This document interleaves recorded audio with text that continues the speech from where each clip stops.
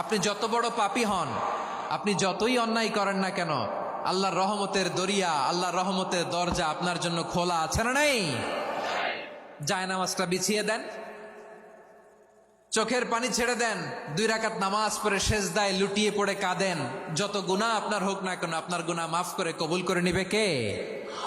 মুবাশশিরাম বিরহমাতিল্লাহ, বিশ্বনবী তিনি সুসংবাদদাতা, বেয়ারার of glad tidings, সুসংবাদ দেন। পাপী অবাধ্য সীমালঙ্ঘনকারীদেরকে তিনি আল্লাহর রহমতের সুসংবাদ দেন। আল্লাহর রহমত থেকে মুখ ফিরিয়ে নিও না। তিনি যে কত দয়ালু, তিনি যে তোমারে কত ভালোবাসে তুমি জানোই না। আমি আমাকে যত বেশি ভালোবাসি তার চেয়েও আমাকে বেশি ভালোবাসে কে? সবাই বলে নাই, বুঝতে পারে নাই বোধহয়।